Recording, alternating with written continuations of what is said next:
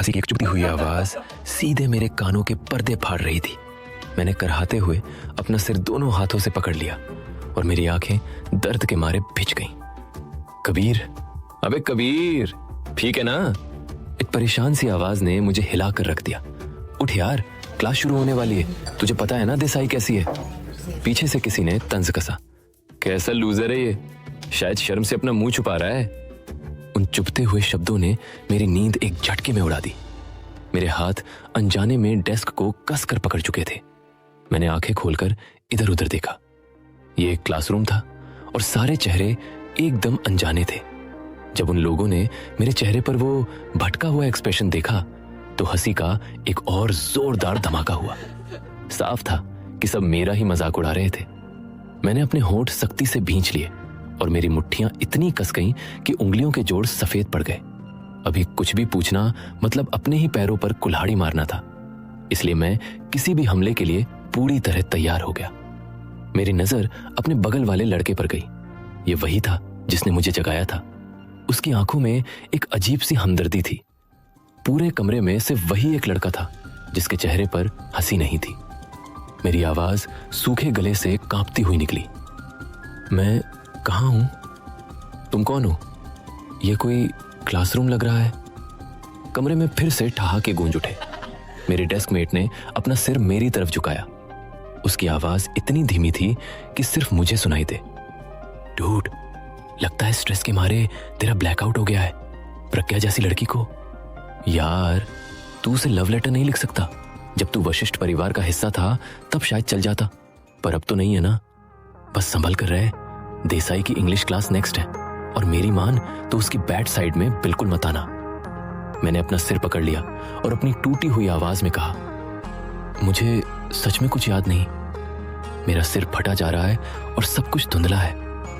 उसने एक गहरी सांस छोड़ी। साफ दिख रहा था कि वो मेरी बात पर यकीन नहीं कर रहा था। उसे लग रहा था कि मैं बात टाल रहा हूं और वशिष्ठ परिवार से निकाले जाने का सच अभी तक एक्सेप्ट नहीं कर पाया हूं। अचानक मेरे सिर में एक भयानक दर्द उठा। मैंने कसकर डेस्क के किनारे को पकड़ लिया। मेरी उंगलियां सफेद पड़ गईं और मेरी सांसें तेज हो गईं।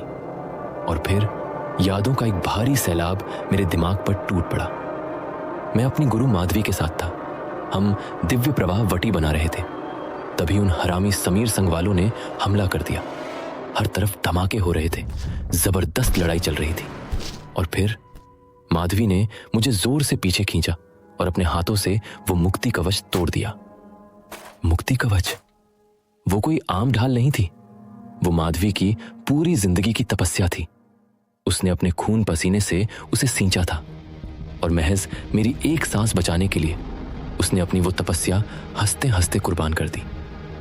पर मैं यहां कैसे पहुंचा? क्या ये जगह रजतद्वीप है? मैं तो यहां बिल्कुल ठीक ठाक बैठा हूं, लेकिन माधवी का क्या हुआ होगा? ये सोचकर ही मेरा दिल बैठने लगा। वो मुझसे सिर्फ 3 साल बड़ी थी।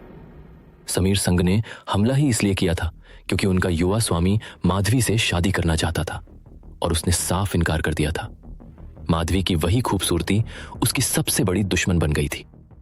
अगर वो उनके हाथ लग गई होगी तो। ये सोच इतनी खौफनाक थी कि मेरे रोंगटे खड़े हो गए। घबराहट की एक लहर मेरे अंदर दौड़ गई और मेरी सांस अटक गई। मैं झटके से अपनी सीट से खड़ा हो गया और क्लासरूम के सब स्टूडेंट्स मेरी तरफ देखने लगे। कमरे के आगे की तरफ से एक कड़क आवाज आई। दरवाजे पर एक सख्त चेहरे वाली औरत खड़ी थी। उसके हाथ में किताबों का एक मोटा बंडल था।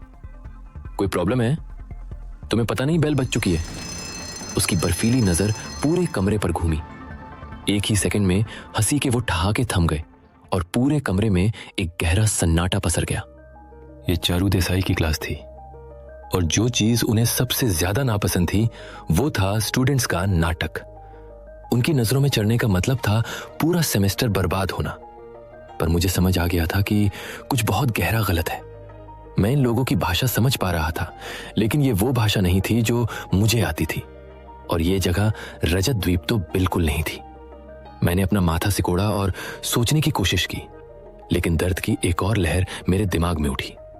मैंने अपनी आंखें बंद कर लीं और इस बार किसी और की यादों का एक पूरा सैलाब मेरे दिमाग पर टूट पड़ा। कबीर वशिष्ठ, वशिष्ठ परिवार की तीसरी पीढ़ी का वारिस। मेरे सीने में एक अजीब सी चुभन हुई। उसके पिता तेज वशिष्ठ 2 साल पहले गुजर गए थे। मां की कोई याद नहीं थी। मैंने गहरी सांस ली, पर पुरानी यादों ने मेरा गला घोट दिया। पिता की मौत के तुरंत बाद परिवार ने उसे बाहर का रास्ता दिखा दिया था। दुनिया के सामने वजह क्या बताई गई? एक डीएनए टेस्ट जो बड़ी चालाकी से पिता के जाने के एकदम बाद हुआ और जिसमें साबित कर दिया गया कि कबीर तेज का असली बेटा नहीं है। मुझे अपने सौतेले भाई बहन याद आए, लिपिका और वरदान। मैंने अपनी आंखें जोर से भींच ली। यादें और गहरी हो रही थी। 3 साल पहले शायद पिता को अपनी बिगड़ती सेहत का अंदाजा हो गया था। उन्होंने कबीर के लिए एक बहुत बड़ा बैकअप प्लान बनाने की कोशिश की थी, सूर्यगढ़ के नरूला परिवार के साथ शादी तय करके। नरूला परिवार 5 महाघरानों में से एक था। उन्होंने खुशी खुशी अपनी 21 साल की पोती अनन्या नरूला की शादी कबीर से तय कर दी थी। अनन्या को पूरे शहर की सबसे खूबसूरत लड़की माना जाता था। लेकिन फिर कबीर वशिष्ठ परिवार के लिए एक चलती फिरती मुसीबत बन गया। हॉस्पिटल के एक चेकअप में पता चला कि कबीर जन्म से ही नामर्द है। इसका मतलब साफ था कि वो बच्चे पैदा नहीं कर सकता। परिवार ने इस बात को छुपाने की बहुत कोशिश की, लेकिन ये खबर रातों रात पूरे शहर में फैल गई।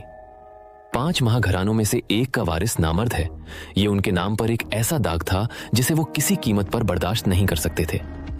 जब ये सारी यादें मेरे दिमाग में सेटल हुई तो मेरे गले से एक दर्दनाक चीख निकल गई। मैं फिर से अपनी जगह पर खड़ा हो गया। मेरा बस चलता तो मैं क्लास के बीच में ही अपनी पैंट उतारकर चेक कर लेता। अब मुझे सब समझ आ रहा था। पुनर्जन्म, मेरा पुनर्जन्म हुआ है। उसके दिमाग में आया, कमाल है यार, तूने दूसरी जिंदगी दी और वो भी एक ऐसे शरीर में जिसका इंजन ही सीज है। हे भगवान, इससे अच्छा तो मैं वहीं मर जाता। देसाई की कड़कती हुई आवाज पूरे कमरे में गूंजी। उसका लेक्चर पूरी तरह से बर्बाद हो चुका था। तुम्हारा नाम क्या है? मेरी क्लास में इस तरह चिल्लाने की हिम्मत कैसे हुई तुम्हारी? क्लास के बाद सीधे मेरे ऑफिस में आना। कई स्टूडेंट्स ने अपने हाथों से मुंह छुपा लिया।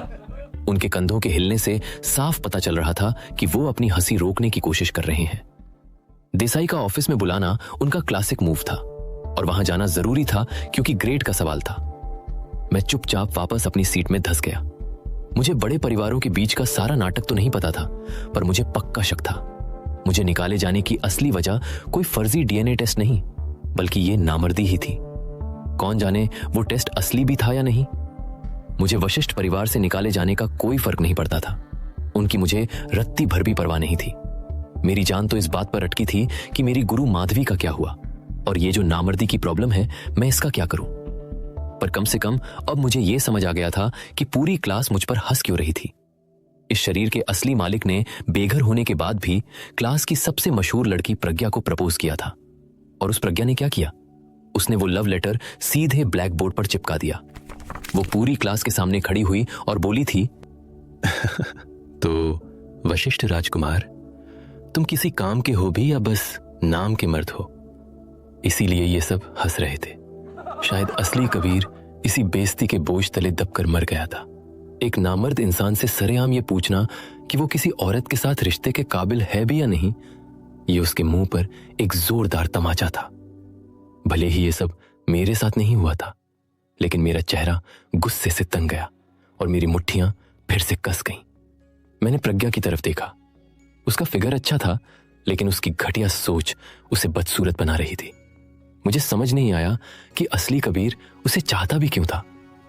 और फिर मेरे दिमाग की बत्ती जली। जब कबीर के पास वशिष्ठ परिवार का नाम था तो सब उसके आगे पीछे घूमते थे, प्रज्ञा भी। जब नामर्दी की खबर फैली तो उसने इतना जलील और टूटा हुआ महसूस किया होगा कि उसने प्रज्ञा के पास जाने की सोची। उसने कभी सपने में भी नहीं सोचा होगा कि जो लड़की कल तक उसकी हाँ में हाँ मिलाती थी, वो सरेआम उसकी ऐसी धज्जियां उड़ाएगी।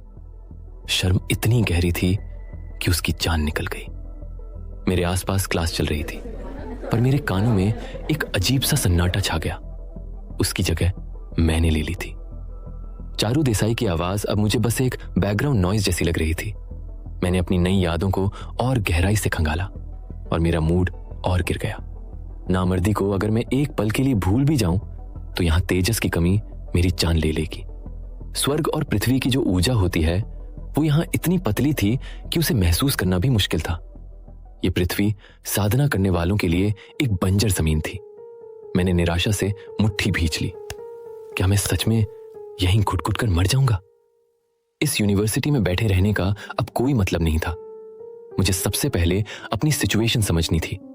मेरी नामर्दी ने वशिष्ठ परिवार की इज्जत मिट्टी में मिला दी थी।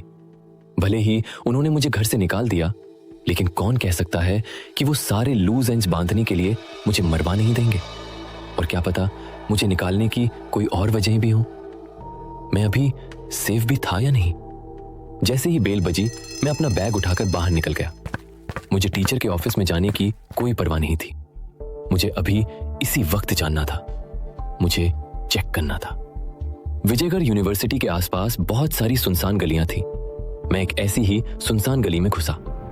मैंने इधर उधर देखा और जल्दी से अपनी पैंट नीचे खिसकाई। मैंने नीचे देखा, सब कुछ एकदम साधारण था, लेकिन साइज से कोई फर्क नहीं पड़ता था। मेरे सीने से इतनी जोर की राहत भरी सांस निकली कि मैं ईंट की दीवार का सहारा न लेता तो वहीं गिर पड़ता। मैं जन्म से नामर्द नहीं था, यह सिर्फ एक ब्लॉकेज थी। रजत द्वीप पर अपनी साधना शुरू करने से पहले ही मैं मेडिसिन का बहुत बड़ा मास्टर था। मुझे एक ही नजर में सब समझ आ गया। मेरी एक नाड़ी डेवलपमेंट के दौरान ब्लॉक हो गई थी, जिसकी वजह से शरीर में ये झूठी नामर्दी पैदा हो गई थी। पृथ्वी की टेक्नोलॉजी इसे कभी नहीं खोल पाएगी, पर मेरे लिए ये कोई बड़ी बात नहीं थी। अभी मेरे पास इसे ठीक करने की पावर नहीं है, लेकिन जैसे ही मैं तेजस साधना के तीसरे स्टेज पर पहुंचूंगा, ये नाड़ी अपने आप खुल जाएगी। लेकिन मेरी ये खुशी ज्यादा देर नहीं टिक पाई। मेरे चेहरे की मुस्कान पल भर में ही गायब हो गई और उम्मीद की जगह फिर से डर ने ले ली। इस ग्रह पर तेजस इतनी कम है कि तीसरा स्टेज छूना एक जबरदस्त चैलेंज होगा। हो सकता है मैं पूरी जिंदगी में इसके करीब भी ना पहुंच पाऊं। और अगर ऐसा हुआ तो समझो मैं परमानेंटली नामर्द ही रहूंगा। मेरे पसीने छूटने लगे। उसने खुद से कहा, बेटा कबीर, अब अगर कोई तुझे ऐसे पैंट नीचे किए देख ले तो तू उसे क्या मुंह दिखाएगा? सीधे हवालात की हवा खानी पड़ेगी। मैं अभी अपनी पैंट ऊपर खींचने ही वाला था कि तभी हवा में एक तेज चीख गूंज उठी। बदतमीज! एक औरत की तेज कांपती हुई आवाज सीधे मेरे सामने से आई। मैं अपनी बीमारी चेक करने में इतना खो गया था कि मैंने ध्यान ही नहीं दिया कि यह गली आगे जाकर अचानक से मुड़ती है। मैं सरेआम ऐसे कपड़े उतारने का शौक नहीं रखता था और ऐसा भी नहीं था कि दिखाने को कुछ खास था। मैंने घबराकर एक ही झटके में अपनी पैंट ऊपर खींची।